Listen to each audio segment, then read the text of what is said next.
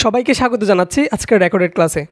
আজকে আমরা যে টপিকটা নিয়ে আলোচনা করব সেটা হচ্ছে নবম দশম শ্রেণীর রসায়ন বইয়ের একাদশ অধ্যায় খনিজ সম্পদ ও জীবাশ্ম অধ্যায়ের খুব ইম্পর্ট্যান্ট একটা টপিক জৈব যৌগ থেকে অ্যালকোহল, অ্যালডিহাইড এবং জৈব অ্যাসিড প্রস্তুতি। প্রতি বছর আমাদের এসএসসি পরীক্ষা এবং স্কুলের টেস্ট পরীক্ষা সহ স্কুলের বিভিন্ন পরীক্ষার মধ্যে এই টপিক থেকে কোয়েশ্চেন হয়। সো বিভিন্ন বোর্ডে দেখা যায় প্রতি বছরই এই টপিক থেকে কোয়েশ্চেন হয়। আমরা আজকে চেষ্টা করব খুবই সহজে এই টপিকটাকে একটু বোঝার জন্য, একটু ফিল করার জন্য। তাহলে প্রথমেই দেখো এখানে বলতেছে জৈব যৌগ থেকে। আমাকে প্রথমে জানতে হবে জৈব যৌগ কী বা জৈব যৌগ কারা।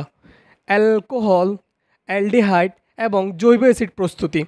আমরা একটা জৈব যৌগ নিব, সেখান থেকে অ্যালকোহল প্রস্তুত করব, অ্যালডিহাইড প্রস্তুত করব এবং জৈব অ্যাসিড প্রস্তুত করব। জৈব যৌগ কাকে বলে? জৈব যৌগ বা হাইড্রোকার্বন কাকে বলে? তোমাকে পরীক্ষায় জৈব যৌগের জায়গায় হাইড্রোকার্বন বলতে পারে। আমরা এর আগে পড়ে আসছি কার্বন হাইড্রোজেন এবং কার্বন হাইড্রোজেন থেকে উদ্বুদ্ধ যৌগসমূহকে বলা হচ্ছে হাইড্রোকার্বন। কার্বন হাইড্রোজেন বা এর থেকে উদ্বুদ্ধ যৌগসমূহকে বলা হয় হাইড্রোকার্বন। হাইড্রোকার্বনের মধ্যে আমাদের পরিচিত অনেক হাইড্রোকার্বন আছে। সম্পৃক্ত হাইড্রোকার্বন, অসম্পৃক্ত হাইড্রোকার্বন, অ্যারোমেটিক হাইড্রোকার্বন। আমরা মনে করো এখানে আমরা হাইড্রোকার্বন বা জৈব যৌগ বললে আমরা নবম দশম শ্রেণীতে বুঝে থাকি মেইনলি অ্যালকেন, অ্যালকিন, অ্যালকাইন। অ্যালকাইন। আমরা জৈব যৌগ বা হাইড্রোকার্বন বললে এই টপিকগুলো আমাদের মাথায় চলে আসে। এখন কথা হচ্ছে আমরা কোনটা থেকে অ্যালকোহল, অ্যালডিহাইড এবং জৈব অ্যাসিড প্রস্তুত করতে পারবো। আমি একটু সংক্ষেপে লিখে ফেলি। অ্যালকোহলকে আমরা সংক্ষেপে কী নামে ডাকি বা অ্যালকোহল আমাদের কাছে সংক্ষেপে কী নামে পরিচিত? অ্যালকোহলের কার্যকরী মূলকটা হচ্ছে OH, একে আমরা সংক্ষেপে অল নামে ডাকি। অ্যালডিহাইডের কার্যকরী মূলকটা হচ্ছে CHO, একে সংক্ষেপে এল নামে ডাকা হয়। জৈব অ্যাসিডের কার্যকরী মূলকটা হচ্ছে COOH, একে আমরা সংক্ষেপে ওইক অ্যাসিড নামে ডাকি। Week acid. এখন কথা হচ্ছে ভাইয়া কার্যকরী মূলকটা কি? কার্যকরী মূলক হচ্ছে কোনো পরমাণুগুচ্ছ বা কার্যকরী মূলক হচ্ছে এমন এক ধরনের মৌল বা পরমাণুগুচ্ছ যেটা জৈব যৌগে বিদ্যমান থেকে ওই জৈব যৌগের ধর্ম এবং বিক্রিয়াটাকে নিয়ন্ত্রণ করতে পারে। অর্থাৎ এই মূলকটা বা পরমাণুগুচ্ছটা যদি কোনো জৈব যৌগের সাথে থাকে বা কোনো যৌগের সাথে থাকে, ওই যৌগটার নামকরণ এবং বিক্রিয়া নির্ধারণ করবে হচ্ছে এই মূলকটার নামে। এটাকে বলা হয় কার্যকরী মূলক। এগুলো আমরা ডিটেলস ক্লাসে আলোচনা করেছি। আজকে আমরা মেইনলি তৈরি করব হচ্ছে অ্যালকোহল, অ্যালডিহাইড এবং ওইক অ্যাসিড।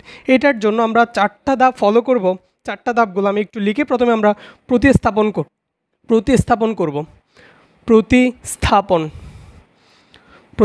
করব। 2 নম্বর আমরা ক্ষারীয় বিক্রিয়া।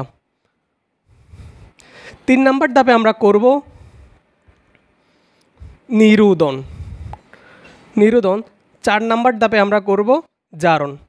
এই 4টা ধাপ যদি আমরা ফলো করতে পারি, একটার পর আমরা যদি সিকোয়েন্স অনুযায়ী করতে পারি, আমরা আমাদের কাঙ্ক্ষিত যৌগগুলো প্রস্তুত করতে পারবো।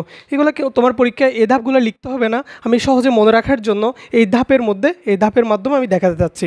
তাহলে 1 নম্বর আমরা প্রতিস্থাপন করব।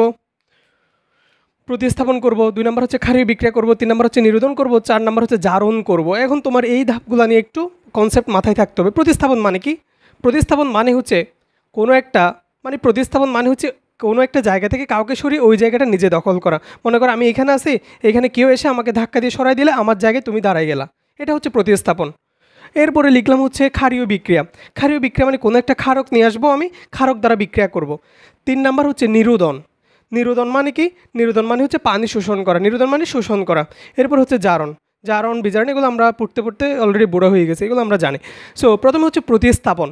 এখন কথা হচ্ছে প্রতিস্থাপন বিক্রিয়াটা এর মধ্যে অ্যালকাইনের মধ্যে প্রতিস্থাপন বিক্রিয়াটা দেখাবে কে বা প্রতিস্থাপন বিক্রিয়া কে দেখায়? তোমরা নিশ্চয়ই জানো, আমরা অ্যালকেনের বিক্রিয়া পড়ার সময় পড়ছিলাম অ্যালকেনের বিক্রিয়ার মধ্যে অ্যালকেন প্রতিস্থাপন বিক্রিয়া দেখায়, অ্যালকেন এবং অ্যালকেন প্রতিস্থাপন বিক্রিয়া দেখায় না। অর্থাৎ অ্যালকেনটা প্রতিস্থাপন বিক্রিয়া দেখাবে। তাহলে আমি বিক্রিয়াটা শুরু করি। আমরা তৈরি করব অ্যালকোহল, অ্যালডিহাইড এবং ওইক অ্যাসিড। তাহলে আমরা প্রথমে লিখি প্রতিস্থাপন। আমরা আমাদের পরিচিত একটা অ্যালকেন নিব। আচ্ছা, আমি ধাপগুলো প্রথমে লিখি। প্রথম ধাপের নাম হচ্ছে প্রতিস্থাপন। প্রতিস্থাপন আমি একটা পরিচিত 2 কার্বন বিশিষ্ট একটা অ্যালকেন নিই। অ্যালকেনের সঙ্গে তোমরা নিশ্চয়ই জানো CnH2SN+2, তাহলে 2 কার্বন 2 কার্বন বিশিষ্ট যে অ্যালকেন সেটার নাম হচ্ছে ইথেন। তাহলে ইথেন। তাহলে এখানে আমরা প্রতিস্থাপন বিক্রিয়া করব। প্রতিস্থাপন বিক্রিয়া হ্যালোজেন সমূহ প্রতিস্থাপন বিক্রিয়া করবে। আমরা প্রতিস্থাপন বিক্রিয়ার সময় পড়ছিলাম কে কাকে কোত্থেকে প্রতিস্থাপন করবে, অর্থাৎ কে করবে, কে হ্যালোজেন কাকে হাইড্রোজেনকে কোত্থেকে অ্যালকেন থেকে, অর্থাৎ কে কাকে কোত্থেকে 3টা কোয়েশ্চেন মার্ক দ্বারা আমরা বলছিলাম অ্যালকেন সমূহকে হ্যালোজেন, অ্যালকেন সমূহ থেকে হাইড্রোজেনকে প্রতিস্থাপন করবে। তাহলে কে করবে? হ্যালোজেন করবে। কাকে করবে? হাইড্রোজেনকে করবে। কোত্থেকে করবে? অ্যালকেন থেকে করবে। এই 3টা কোয়েশ্চেন দ্বারা আমরা প্রতিস্থাপন বিক্রিয়াটা এর আগেই পড়ে আসছি। তাহলে দেখো আমি একটা হ্যালোজেন নিলাম,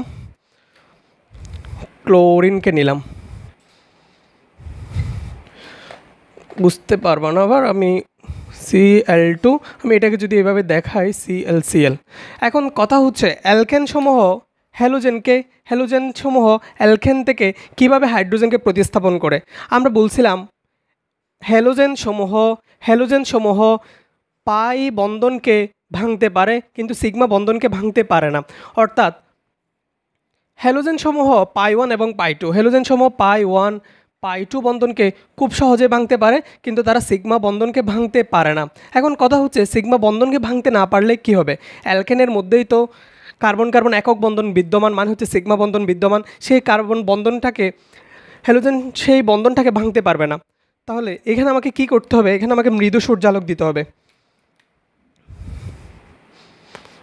মৃদু সূর্যালোক এবং ইউভি রশ্মি দিতে হবে। মৃদু সূর্যালোক এবং ইউভি দিতে হবে, আলট্রাভায়োলেট রশ্মি দিতে হবে। অর্থাৎ আমি যদি মৃদু সূর্যালোক এবং ইউভি রশ্মিকে যদি আমি প্রভাবক হিসাবে ইউজ করি, তখন হ্যালোজেন এই কার্বনের একক বন্ধনটাকে ভাঙতে পারবে। তখন কি হয়? একটা ক্লোরিন এসে এই হাইড্রোজেনের জায়গাটা দখল করবে, আর একটা হাইড্রোজেন এই ক্লোরিনের সাথে পালাই যাবে। তাহলে ক্লোরিন ছিল, একটা ক্লোরিন এসে হাইড্রোজেনকে ওই জায়গা থেকে সরিয়ে সেই জায়গাটা নিজেই দখল করবে, আরেকটা ক্লোরিন ওই হাইড্রোজেনটার সাথে পালাই যাবে। তাহলে আমরা যেই যৌগটা পাচ্ছি সেই যৌগটা একটু খেয়াল করো। আমরা এখান থেকে পাচ্ছি কার্বন আগে যা ছিল সেগুলো একটু লিখে ফেলি। হাইড্রোজেন ছিল, হাইড্রোজেন এই জায়গাটার মধ্যে আমার প্রতিস্থাপন হলো। তাহলে এখানে প্রতিস্থাপিত হয়ে কোন যৌগটা আসলো? এখানে আসলো হচ্ছে ক্লোরিন আসলো, প্লাস যে যৌগটা এখানে যে হাইড্রোজেনটা ছিল সেটা ক্লোরিনের সাথে পালাই গেল। তাহলে যেই যৌগটা আমরা পাইলাম সেটা হচ্ছে HCl। তাহলে আমার প্রথম ধাপটা ছিল প্রতিস্থাপন। তাহলে আমরা প্রতিস্থাপন বিক্রিয়ার মধ্যে আমরা এই যৌগটা পাইছি। এখন 2 নম্বর ধাপের নাম আমি বলছিলাম ক্ষারীয় বিক্রিয়া। 2 নম্বর ধাপের নাম ছিল ক্ষারীয় বিক্রিয়া। ক্ষারীয়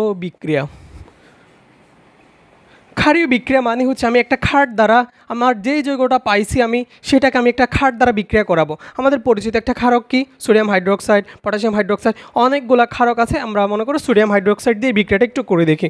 তাহলে আমরা যেই যৌগটা পাইলাম সেটা একটু খেয়াল করো। সেই যৌগটা ছিল কার্বন, হাইড্রোজেন ছিল, হাইড্রোজেন, এই জায়গার মধ্যে ক্লোরিন ছিল, ক্লোরাইড ছিল, প্লাস আমরা সোডিয়াম হাইড্রোক্সাইডকে নিয়ে আসলাম। সোডিয়াম হাইড্রোক্সাইড আমাদের খুবই পরিচিত, বাপদাদার বানে বলতে গেলে। আমরা যদি একটা ক্ষারক নিয়ে আসতে হলে আমরা এটাকেই নিয়ে আসি। ক্ষারকটা আনলাম। এখন এটা কী ধরনের বিক্রিয়া করবে?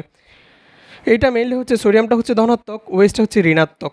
এটা যখন বিক্রিয়া করবে এখানে যে হাইড্রোক্সাইডটা আছে সেটা এখানে এসে ক্লোরিনকে সরাই দিবে। অর্থাৎ এখানে হাইড্রোক্সিলটা এই জায়গা থেকে আবার ক্লোরিনকে প্রতিস্থাপন করবে। ক্লোরিনটা সোডিয়ামের সাথে আবার পালাই যাবে, ক্লোরিনটা আবার এখানে সোডিয়ামের সাথে পালাই যাবে। তাহলে এখানে যে যৌগটা উৎপন্ন হয় সেটা হলো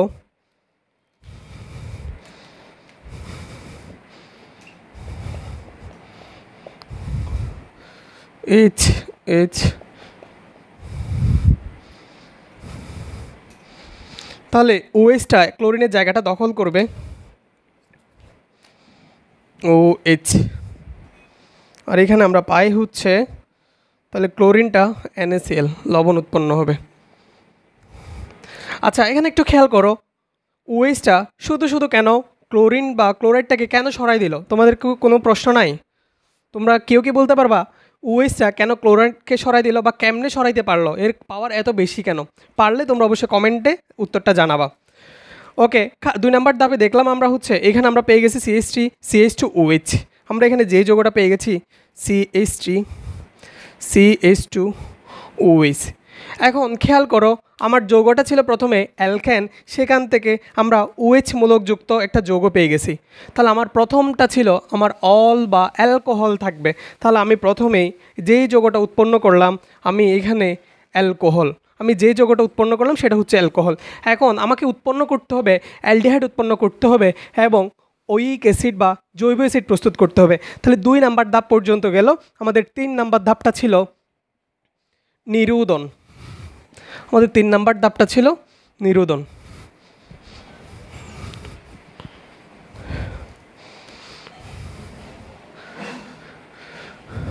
নিরুদন নিরোধন আমি বলছিলাম নিরোধন মানে পানি শোষণ করা, নিরোধন মানে হচ্ছে পানি শোষণ করা। তাহলে আমার এই যৌগটা আমি একটু এই পাশে লিখি। আমরা যে অ্যালকোহলটা উৎপন্ন করলাম সেটা এখানে লিখতেছি হাইড্রোজেন হাইড্রোজেন হাইড্রোজেন হাইড্রোজেন। এগুলো যদি তুমি গাঠনিক সংকেত আকারে লিখো স্যারদের বুঝতে একটু সুবিধা হয়।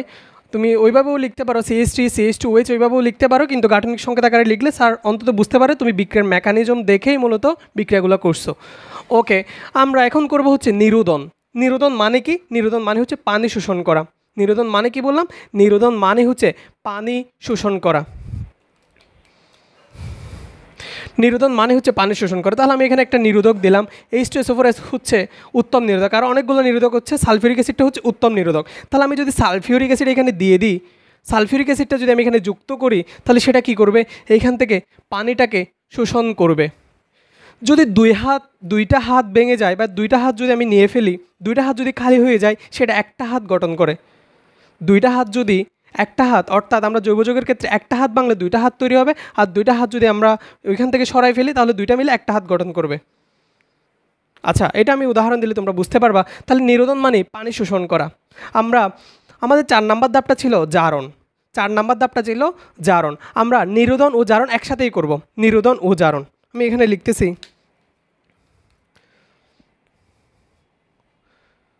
জারণ, নিরোধন ও জারণ, নিরোধন ও জারণ। তাহলে এটা যদি জারণ করতে চাই তাহলে আমাকে একটা উত্তম জারক দিতে হবে। এখানে ক্যামনোফোর, ক্যাটোসিয়াটো 7 অনেকগুলো জারক আছে, আমি এখানে ক্যামনোফোরটা দিলাম। তাহলে যদি আমি জারক দিই এখানে অক্সিজেন আসবে, অক্সিজেন যুক্ত হবে। এখন কথা হচ্ছে জারণ মানে কি? জারণ মানে জারণ হচ্ছে জারণ বিজারণের পুরাতন বা সনাতন মতবাদ এবং নতুন বা ইলেকট্রনের মতবাদ আছে। আমরা ইলেকট্রনের মতবাদ মানে জানি ইলেকট্রন ত্যাগ করা মানে হচ্ছে জারণ। আরেকটা পুরাতন বা সনাতন মতবাদ ছিল কোনো জৈব অণু বা পরমাণুর সাথে অক্সিজেন বা তড়িৎ ঋণাত্মক মৌল যুক্ত করা অথবা হাইড্রোজেন বা তড়িৎ ধনাত্মক মৌল অপসারণ করাকেও কিন্তু জারণ বলতো। তাহলে এখানে আমরা অক্সিজেনটা যুক্ত করলাম মানে হচ্ছে জারণ। এটা কি অক্সিজেন? এটা হচ্ছে জায়মান অক্সিজেন। জায়মান অক্সিজেনটা কি? জারণ ক্ষমতা সম্পন্ন, অস্থায়ী, অধিক সক্রিয় অক্সিজেন পরমাণুকে বলা হয় জায়মান অক্সিজেন। তাহলে এখানে আমরা এখন প্রথম ধাপটা ছিল আমরা নিরোধন করলাম। নিরোধনের জন্য আমরা একটা উত্তম নিরোধক বা সালফিউরিক অ্যাসিড যুক্ত করলাম। সালফিউরিক অ্যাসিড যুক্ত করার পর আমার পানিটা বের হয়ে যাবে। পানিটা যদি বের হয়ে যায়, আমি পানিটাকে আলাদা করে লিখি এখানে, পানিটা বের হয়ে গেল। এরপরে তাহলে এখানে দুইটা হাত খালি হলো। এখন আমি ক্যামনোফোর বা একটা উত্তম জারক দিলাম, আমি একটা জারক যুক্ত করলাম। তুমি এখানে অন্য জারকও দিতে পারো, আমি ক্যামনোফোরটাকে ইউজ করলাম। তাহলে আমি যখন জারক দিলাম সেখানে অক্সিজেনটা যুক্ত হবে। তাহলে এখানে যদি হাইড্রোজেনটা দ্বারাও পানিটা কার্বন কার্বন আগে যেরকম আছে আমি সেরকম লিখে ফেলি, হাইড্রোজেন হাইড্রোজেন হাইড্রোজেন। এখানে আগে হাইড্রোজেন ছিল, এখানে কি ছিল? এখানে OH ছিল, এখানে H ছিল, এখানে OH ছিল এবং এখানে H ছিল। এখন এরা দুজন চলে গেল। নিরোধন মানে পানি শোষণ করা। আমি যখন পানি শোষণ করলাম একটা হাইড্রোজেন এবং একটা হাইড্রোক্সিল মূলক বের হয়ে গেল। তাহলে এই দুইটা হাত, এইখানে একটা হাত ছিল, এখানে একটা হাত ছিল, দুইটা হাত মিলে এখানে চলে আসছে, এখানে চলে আসলো এবং হচ্ছে অক্সিজেন, জাইমান অক্সিজেন যেটা সেটা এখানে যুক্ত হলো। তাহলে আমরা যেই যৌগটা পেলাম, যৌগটা হচ্ছে CH3 CHO, CH3 CHO। একটু খেয়াল করো তো, উপরে আমরা বলছিলাম অ্যালডিহাইড, অ্যালডিহাইডকে আমরা একটা কার্যকরী মূলক দ্বারা চিনব, সেটা হচ্ছে CHO মূলক। তাহলে এখানের মধ্যে CHO মূলক পাইলাম, তাহলে আমরা বলতে পারতেছি এখন আমরা অ্যালডিহাইডও প্রস্তুত করে ফেললাম।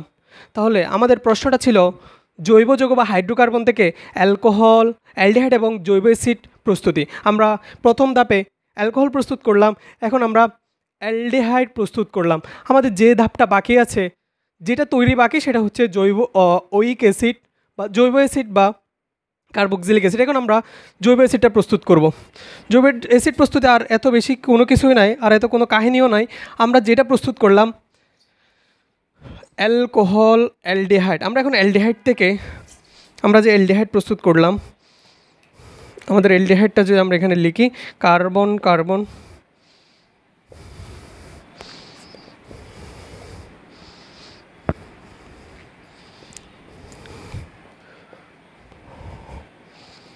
আমার এটা ছিল অ্যালডিহাইড। আমরা যদি সেখান থেকে জৈব অ্যাসিড প্রস্তুত করতে চাই, তাহলে আমাকে আবার জারণ করতে হবে, জারণ মানে আমাকে একটা জারক নিয়ে আসতে হবে, যেটা আমাকে জাইমান অক্সিজেনটা দিবে। তাহলে আমি এখানে ক্যামেনোফোর ইউজ করছি, এখানে চাইলে ক্যামেনোফোর লিখতে পারো। আমি এখানে মনে করো K2Cr2O7 লিখলাম।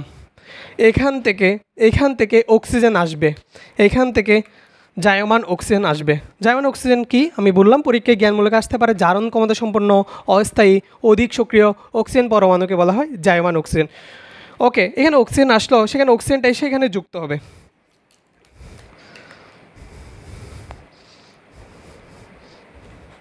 অক্সিজেনটা যদি যুক্ত হয়,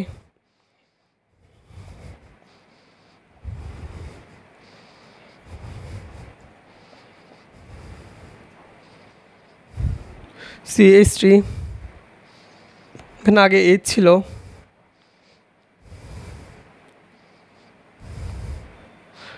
ওকে। অক্সিজেনটা এখানে OH এর সাথে যুক্ত হচ্ছে। এখানে OH আগে ধনাত্মক ছিল, এটা ঋণাত্মক। এগুলো বোঝার জন্য মেকানিজমগুলো বুঝতে হবে তোমাকে। মেকানিজম আমরা অন্য একটা ক্লাস আলোচনা করব। এখানে তাহলে কার্বন আগে ছিল, এখানে একটা অক্সিজেন ছিল, এখানে একটা হাইড্রোজেন ছিল। এই হাইড্রোজেনের সাথে এসে একটা অক্সিজেন যুক্ত হবে। তাহলে এখন আমরা যে যৌগটা পাচ্ছি সেটা হচ্ছে CH3 COOH, CH3 COOH। তাহলে আমরা কী প্রস্তুত করলাম? আমরা চারটা ধাপ ফলো করার মাধ্যমে প্রথমে অ্যালকোহল প্রস্তুত করলাম, অ্যালডিহাইড প্রস্তুত করলাম এবং জৈব অ্যাসিড প্রস্তুত করলাম। অ্যালকোহল, অ্যালডিহাইড এবং জৈব অ্যাসিড। আমি এখানে বিক্রিয়াগুলো লিখছি হচ্ছে তোমার বোঝার সুবিধার জন্য।